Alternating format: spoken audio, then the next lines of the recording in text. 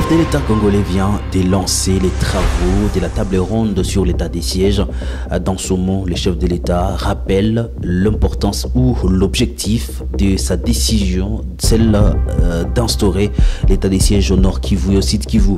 Et quelques heures avant les lancements de ces assises par les chefs de l'État, la dynamique du mouvement citoyen a fait un sit-in pour rappeler aux participants que la nécessité maintenant est le vœu de la population et tout simplement la levée de cette mesure spéciale. Tous les jeunes de la RDC sont réunis aujourd'hui en sit-in devant l'Assemblée nationale pour demander la levée immédiate. Pas question de réqualification, le peuple a juste besoin du retour à l'ordre constitutionnel. Et pendant ce temps, le Premier ministre rappelle que les échanges devront aboutir à 3 conclusions principales.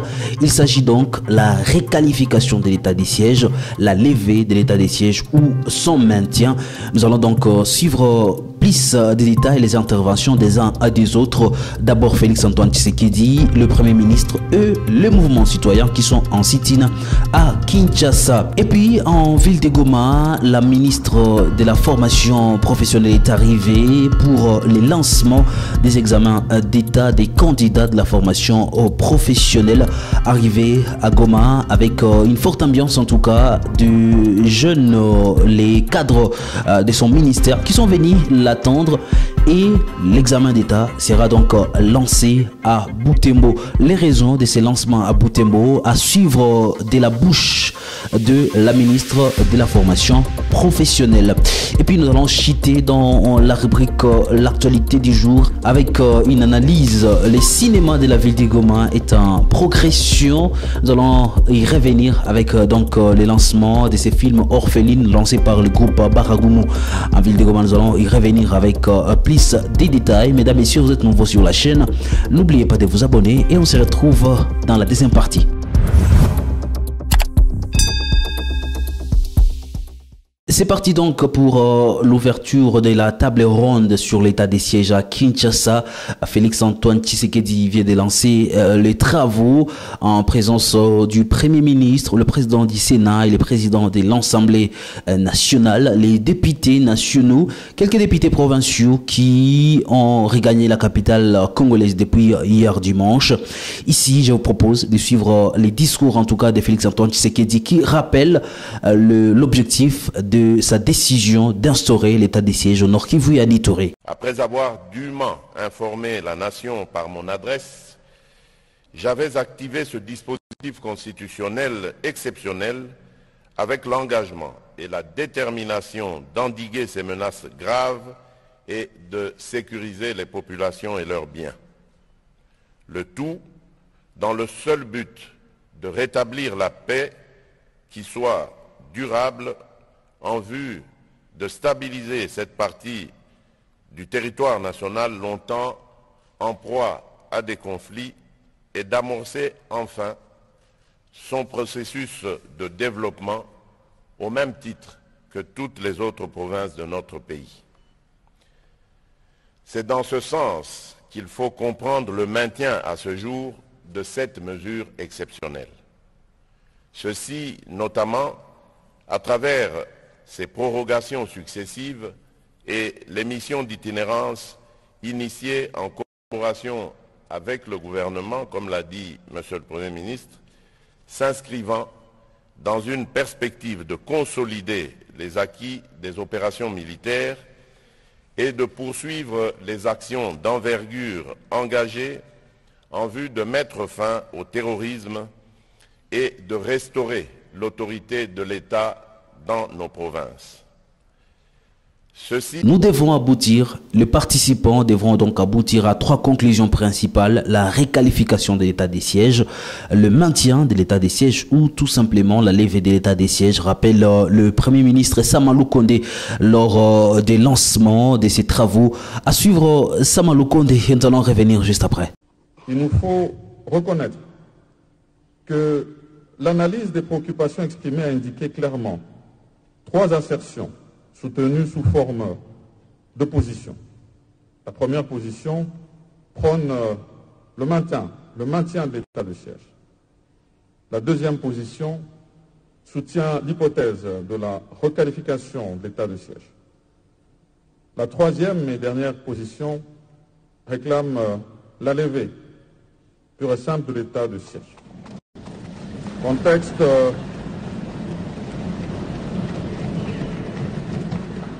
et tout ceci en tenant compte du contexte sociopolitique, sécuritaire et électoral en toute responsabilité. Tenu à Kinshasa, du lundi 19 au vendredi 23 juin 2023, les travaux du comité préparatoire à la présente table ronde ont corroboré ces trois assertions, avec un argumentaire clair, assorti des avantages et des inconvénients pour chaque position, avec des indications précises quant aux modalités y afférentes, et si possible, une feuille de route présentée dans une approche stratégique et progressive. Quelques heures, comme je l'ai annoncé au sommaire, vous avez suivi le mouvement citoyen. La dynamique des mouvements citoyens a fait un sit-in devant le palais de la nation où se tient la table ronde sur l'état des sièges. La dynamique des mouvements citoyens rappelle aux participants que l'état des sièges est un échec, tout simplement. Il faut la levée de cette mesure spéciale pour assurer le développement des entités où ces décisions affectent. Il faut le rappeler que ces militants de la dynamique des mouvements citoyens avec des calicots où quand même il y avait des messages adressés aux participants, au chef de l'État et au Premier ministre. Ici, je vous propose de suivre quelques militants de la dynamique du mouvement citoyen en République démocratique du Congo. Nous sommes en sit-in devant le palais du peuple à l'occasion de l'ouverture de la table ronde sur l'état des sièges. Et la dynamique des mouvements citoyens a un message très clair, c'est la levée immédiate de cette mesure impopulaire et le retour à l'ordre constitutionnel. Nous avons beaucoup été endeuillés. L'état des sièges qui était venu pour finir la guerre chez nous, mais l'état des sièges nous a encore plus endeuillés. Voilà pourquoi tous les jeunes de la RDC sont réunis aujourd'hui en sit-in devant l'Assemblée nationale pour demander la levée immédiate. Pas question de requalification, le peuple a juste besoin du retour à l'ordre constitutionnel. L'état de siège a montré ses limites et le président de la République doit la lever parce que le peuple a beaucoup souffert. Avant la gouvernance militaire, le rebelle était encore à Tchanzu, mais aujourd'hui ils sont jusqu'à Massissi. On a incendié beaucoup de véhicules dans les trousseaux commandes à Luna et l'Ituri comme le Nord Kivu veulent juste voir cette mesure être levée. Si nous sommes réunis ici aujourd'hui, c'est parce qu'il y a une table ronde autour de ce qui s'est passé à l'Est en ce qui concerne l'état de siège. Et nous avons constaté que jusque là, il n'y a rien de bon qui s'est passé. Il y a toujours des meurtres, il y a toujours des massacres, il y a des gens qui perdent toujours espoir jusqu'aujourd'hui.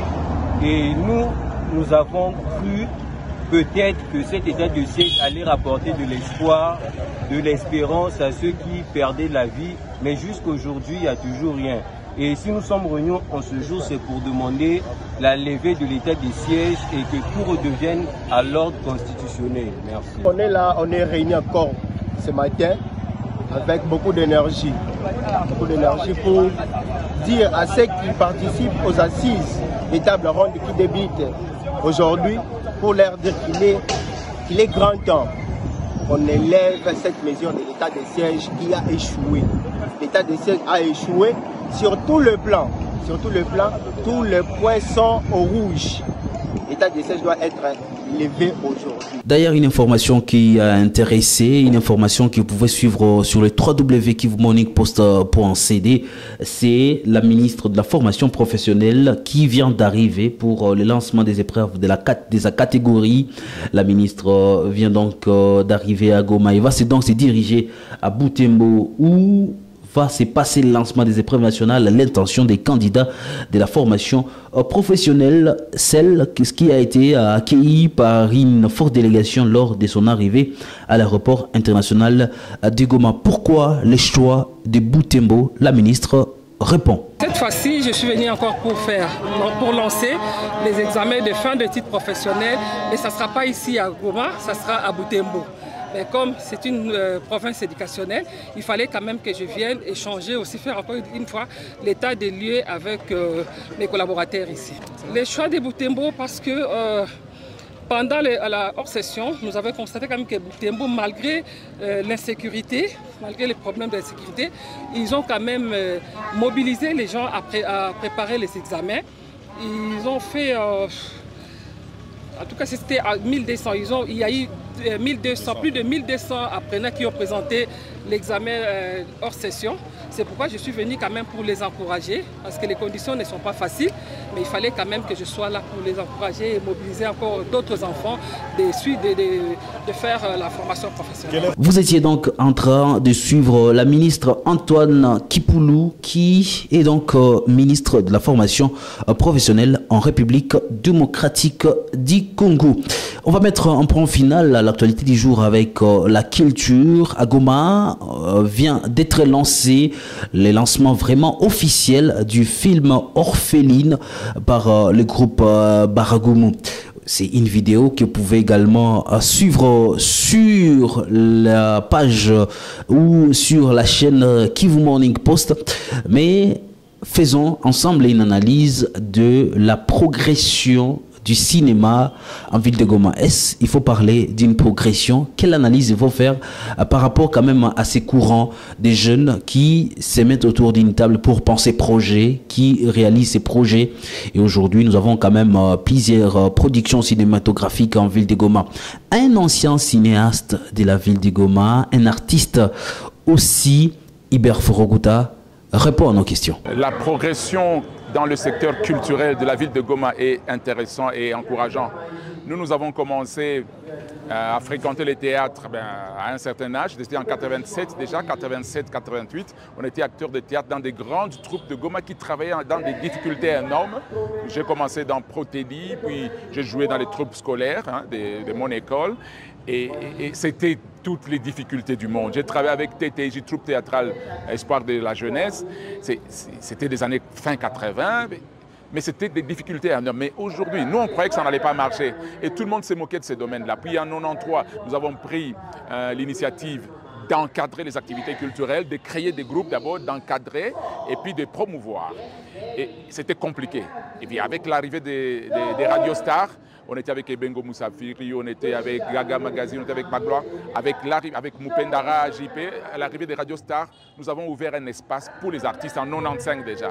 C'était compliqué, mais on a donné de l'espoir aux jeunes à l'époque. Et on a encadré, on a suivi, on a adhéré à des groupes de jeunes. Maintenant là, ce qu'on est en train de voir aujourd'hui, il faut saluer les efforts de la jeunesse de Goma, la jeunesse du Kivu, mais spécialement la jeunesse de Goma. Je ne pouvais pas imaginer que des jeunes puissent faire du cinéma. Nous, on a commencé le cinéma à Goma les années 90, 2000, 2004, 2005, avec Oreb, Modogo. Mais c'était compliqué, on ne pouvait pas imaginer que ça arrive à ce niveau. Mais ce que je veux dire, les jeunes de Goma savent se prendre en charge. Les jeunes de Goma savent copier la qualité. Les jeunes de Goma savent fournir des efforts. Avec ce que je suis en train de voir là, aujourd'hui je suis à Ndosho, au théâtre, à une activité culturelle, lancement d'un cinéma du groupe Baragoumou. Mais il faut vous dire que je félicite beaucoup. Moi, en tant qu'artiste, parce que je suis artiste, en tant qu'artiste, moi je ne peux qu'être avec les jeunes qui sont en train de faire ça. Je suis vraiment satisfait. Messieurs et dames, fin de l'actualité du jour. Merci à vous de l'avoir suivi.